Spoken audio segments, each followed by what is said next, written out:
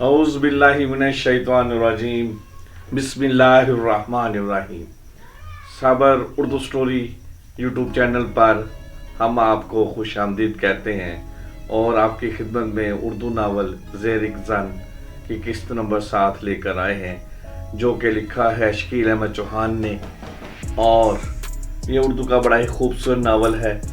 पिछली तमाम अक़सात आप लोगों ने देखी और इसको पसंद किया और इसलिए हम ये सिलसिला जारी रखे हुए हैं। ज़ेर ज़न शकील अहमद चौहान किस्त नंबर 7 आपकी खिदमत में हाजिर है। इतरत के जीते हुए जिस्म का जश्न ज़रार 2 दिन तक मनाता रहा। फिर उसे इतरत की याद सताने लगी। ज़रार ने मोबाइल निकाला जो बंद था। उसे ऑन करने के बाद उसने इतरत का नंबर मिला दिया। हुक्म ज़रार साहब। इतरत के लहजे में हल्का सा तंज था। मिलना चाहता हूं तुमसे। ज़रा ने अपनी ख्वाहिश बताई। 5 दिन हैं आपके पास। यह बताकर इतरत ने कॉल काट दी। ज़रा इस बेनियाजी पर सिखपा हो गया। वो कार में बैठा और रावी क्लिफ्टन की तरफ सफर करने लगा। मेन सड़क के किनारे कार खड़ी करने के बाद वो इतरत की गली में दाखिल हुआ तो सामने से 2 बूढ़ी खवातीन आ रही थी। पुत्र, तू इतरत का घर वाला है ना? पहली खातून ने ज़रार की तरफ उंगली करके पूछा। जी, ज़रार ने बताया। बड़ी शरीफ बच्ची है अपनी इतरत, दूसरी खातून ने कहा। उसकी माँ जितनी बदमाश थी ये उतनी ही भली मानस है, पहली खातून ने राय दी। बड़ा मुकद्दरा वाला है तो पुत्र, दूसरी खातून ने ज़रार के सर पर हाथ फेर दिया। पहली ने भी प्यार दिया। ज़रार चल पड़ा। इतरत के घर का दरवाजा बंद था। ज़रार ने बेल दी। एक लड़की ने दरवाजा खोला। ज़रार के चेहरे पर गौर करने के बाद वो खुलूस से बोली, अस्सलामु अलैकुम भाई। ज़रार ने उसके सलाम का जवाब नहीं दिया। वो अंदर आ गया। गैराज में रुककर उसने ऊपर जाने वाली सीढ़ियों की तरफ देखा।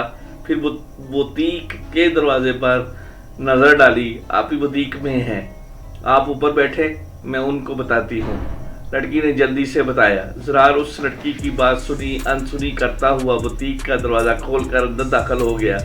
बुटीक में मौजूद सब औरतों के मुंह खुले के खुले रह गए जब उन्होंने ज़रार को देखा। बुटीक में औरत के अलावा 3 लड़कियां और एक औरत थी। इतर ने ज़रार को देखा तो फट से बोल पड़ी, मिसिस जलानी, ये मेरे शौहर हैं। इन्हें मालूम नहीं है कि मेरी बुटीक में मर्दों का दाखिला मना है। दरवाजा खोलने वाली लड़की भी बुटीक के अंदर आ चुकी थी। इतर ने उस लड़की की तरफ देखकर कहा, कौसर, सर को ऊपर ले जाओ।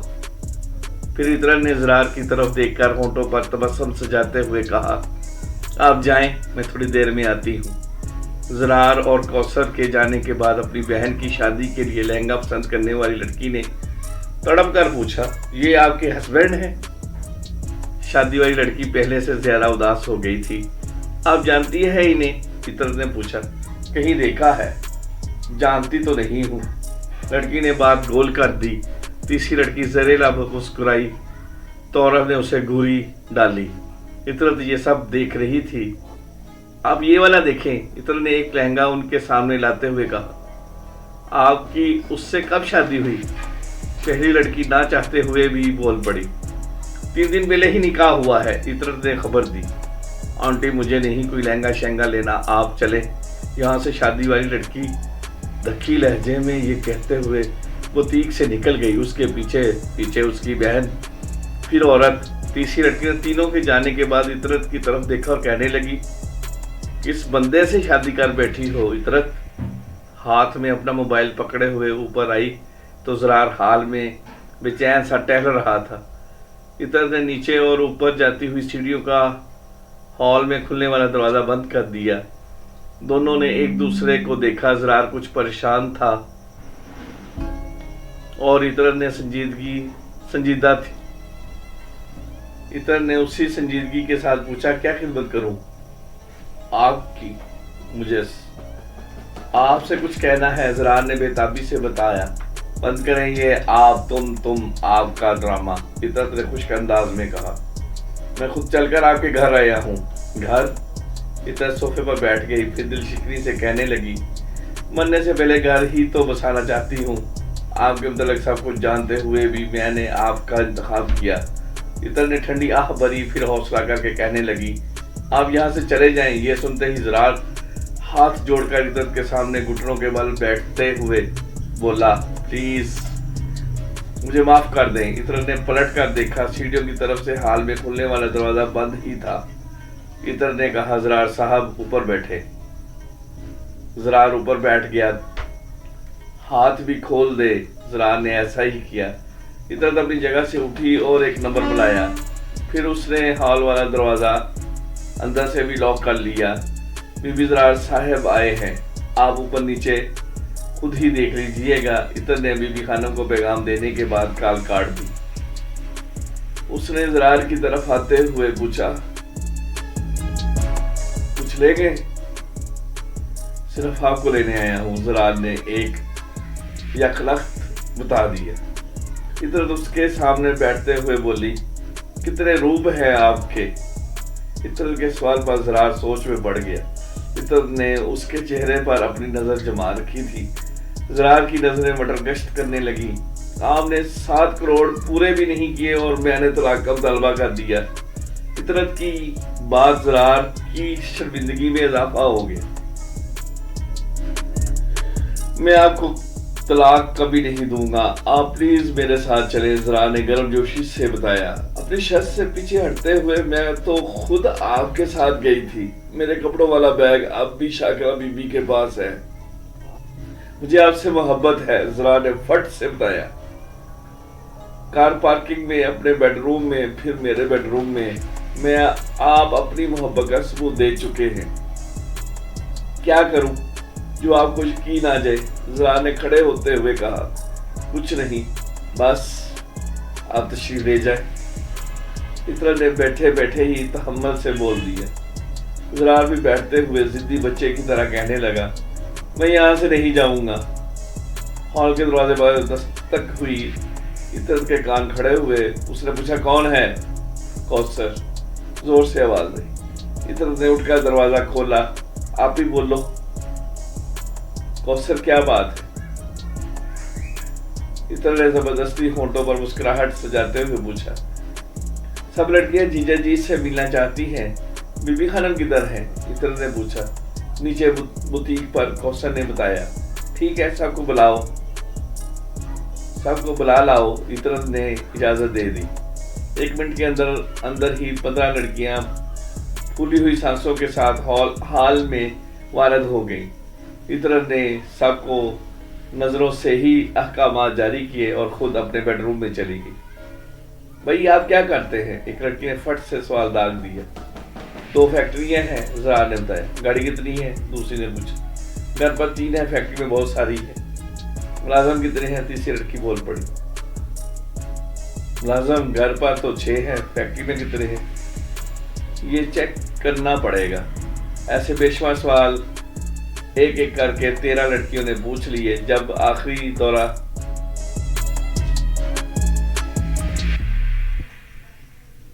دو رہ گئی، اس وقت عطر سر پر لپیٹے ہوئے دوپٹے کے ساتھ اپنے بیڈ روم سے ہال میں واپس لوٹی۔ نماز کا وقت جا رہا ہے۔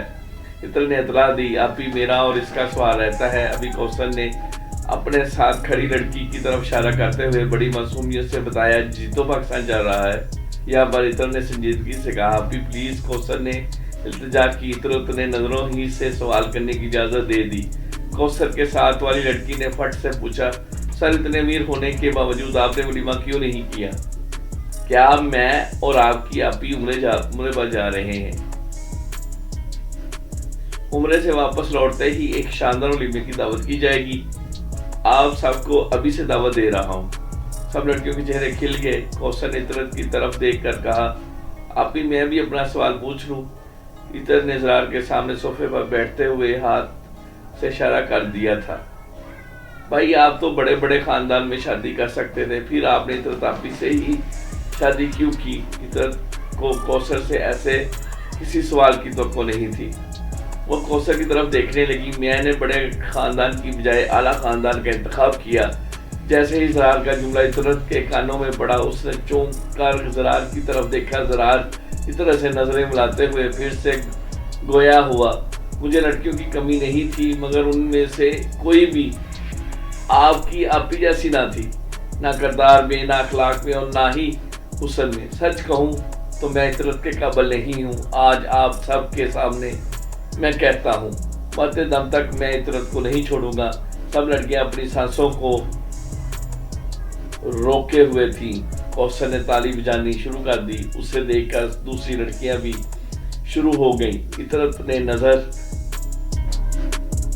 بھر کے لڑکیوں کی طرف دیکھا، سب چپ چاپ وہاں سے 9-2-11 ہو گئیں۔ لڑکیوں کے جانے کے بعد عطرت نے زرار سے بیزار سے انداز میں کہا، زرار صاحب، میرے لیے میری عزت سب سے اہم ہے۔ بڑی مشکل سے شاہ چانن کے نام کو اور اپنے کھوئے ہوئے مقام کو دوبارہ کمایا ہے۔ میں نے باتوں باتوں میں اپنے بارے میں آپ کو بہت کچھ بتا چکی ہوں، اس لیے کہ آپ مجھے سمجھائیں۔ آپ کے متعلق صرف اتنا سمجھ پائی ہوں، ایک تو آپ کو غصہ بہت جلدی آ جاتا ہے، دوسرا آپ کے نزدیک عورت صرف ایک جسم ہے۔ آپ چلے جائیں اور آئندہ کبھی بھی ادھر کا رخ مت کیجیے۔ زرار کھڑا ہو کر دروازے کی طرف چل پڑا۔ دروازہ دیکھ کر اسے ایک بات یاد آ گئی۔ وہ پلٹ کر سلو آتشی کے انداز میں بولا، میاں جی نے چند دن پہلے مجھے بتایا تھا اللہ تعالیٰ اپنے بندوں پر واپسی کے دروازے کبھی بند نہیں کرتا۔ آپ کیسی اللہ کی بندی ہیں جو مجھے واپس آنے سے روک رہی ہیں۔ زرار وہاں سے چلا گیا۔ زرار کی باتوں سے عطرت کے وجود میں ہلچل مچ گئی تھی۔ صاحب کھانا کھا لیں، شاکرہ نے ڈرتے ڈرتے کہا، بھوک نہیں ہے، تم جاؤ یہاں سے، زرار نے چیختے ہوئے جواب دیا۔ شاکرہ کھانے والی ٹرالی لے کر زرار کے بیڈ روم سے نکل گئی۔ زرار بھی اس کے پیچھے پیچھے چل پڑا۔ شاکرہ اس سے بے خبر تھی۔ جب شاکرہ کچن میں داخل ہوئی تو زرار کچن کے دروازے کے پاس کھڑا ہو گیا۔ کھایا نہیں؟ ساجد نے کچن میں واپس لوٹتے پر اپنی ماں کو پوچھا۔ شاکرہ نے گردن کی نفی میں ہلا دیا۔ شکر خدا کا، راؤ صاحب کے خاص ملازم میاں جی کے ماننے والے ہیں، اگر ایسا نہ ہوتا تو کب کی دونوں فیکٹریاں لوگ چٹ کر جاتے۔ ساجد نے فکر مندی سے کہا، ساجد تو میاں جی کو بتا ساری بات۔ شاکرہ نے مشورہ دیا۔ ساجد نے چند لمحے سوچا، پھر کہنے لگا، ماں آپ ہی سے بات کرو، ان سے کیا بات کروں؟ ساجد ان کے ساتھ کون سا اچھا سلوک کیا ہے؟ چھوٹے صاحب نے ساجد نے موبائل پر عطرت کا نمبر بلاتے ہوئے اپنی ماں کو دیا۔ جی ساجد؟ نہیں چھوٹی بیگم، میں شاکرہ بات کر رہی ہوں۔ جی بی بی کیا بات ہے؟ عطرت نے پوچھا۔ وہ جی صاحب نے کل سے کچھ نہیں کھایا، شاکرہ نے بتایا۔ ٹھیک ہے، یہ بول کر عطرت نے کال کاٹ دی۔ زرار بھی کچن کے دروازے سے اپنے بیڈ روم میں واپس چلا گیا۔ عطرت آ جاؤ، کھانا کھا لو، بی بی خانم نے عطرت کے بیڈ روم کے کھلے دروازے سے اندر جھانکتے ہوئے کہا۔ عطرت موبائل پکڑتے ہوئے ہال میں آئی۔ بی بی خانم میز پر کھانا لگا چکی تھی۔ بی بی آپ کھاؤ، میں بعد میں کھا لوں گی، عطرت نے سنجیدگی سے کہا۔ بی بی خانم نے ٹٹولتی نظروں سے عطرت کی طرف دیکھا، پھر بولی، کل داماد جی کے جانے کے بعد سے اداس ہو؟ ارے نہیں بی بی، میں چھت پر جا رہی ہوں۔ عطرت نے بات گول کر کے وہاں سے فرار کی راہ اختیار کی۔ اس نے سیڑھیاں چڑھتے ہوئے خود سے سوال کیا، میں اداس کیوں ہوں؟ ساری زندگی اپنی محبتیں سنبھال کر رہی ہوں کہ شادی کے بعد اپنے شوہر پر نچھاور کروں گی، اب وقت آیا ہے تو اس سے جھگڑ رہی ہوں۔ عطرت کے اندر سے آواز آئی، میں جھگڑ رہی ہوں؟ وہ غلط ہے۔ عطرت نے چھت پر پہنچ کر خود کلامی کی۔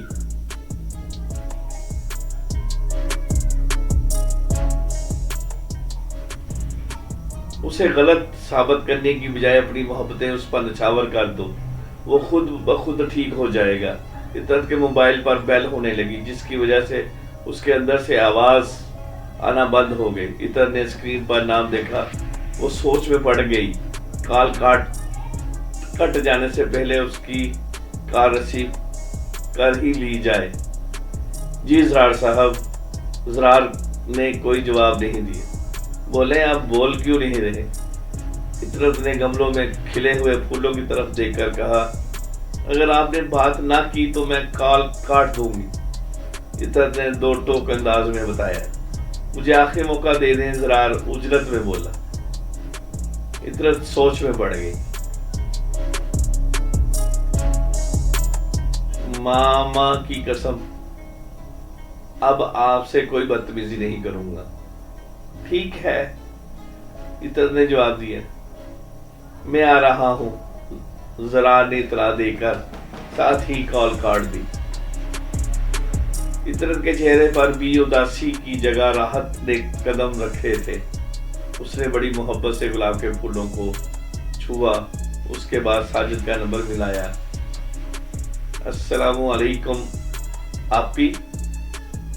ساجد نے خوشی سے کہا. صاحب کو اکیلے مت آنے دینا. صاحب کو سڑک پر اتارنے کے بعد مجھے کال کرنا. جی آپی. ساجد کا جواب سنتے ہی فطرت نے کال کاٹ دی. فطرت حشاش بشاش ہو گئی. وہ نیچے کی طرف لپکی. حال کے دروازے کے پاس پہنچ کر اس نے اپنے جذبات کو قابو میں کیا. بی بی خانم کچن سے ہاتھ میں چائے والا مگ پکڑے ہوئے نمودار ہوئی تھی. فطرت حال میں داخل ہو کر بولی بی بی وہ مجھے لینے آ رہے ہیں. چلی جاؤ بی بی. خانم نے پہلے زہر لب مسکرائی پھر کچھ سوچتے ہوئے بولی میں بھول گئی میاں جی نے اس دن کیا فرمایا تھا. محرم کے ساتھ جاتے ہوئے کسی میاں جی کی اجازت درکار نہیں ہوتی. فطرت نے فٹ سے بتایا کسی بی بی خانم کی اجازت کی بھی ضرورت نہیں. جا میری بچی.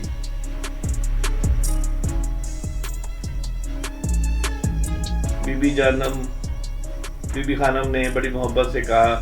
فطرت وہی کھڑی رہی. بی بی خانم نے اوپر اپنے کمرے کی طرف جاتے ہوئے کہا ایسے ہی جاؤ گی. تیار تو ہو جاؤ. بی بی خانم کے جاتے ہی فطرت جھومتے ہوئے اپنے بیڈ روم میں داخل ہوئی. ناظرین و حاضرین یہ تھی قسط نمبر 7 زیرک زن کی جو آپ کی خدمت میں پیش کی گئی.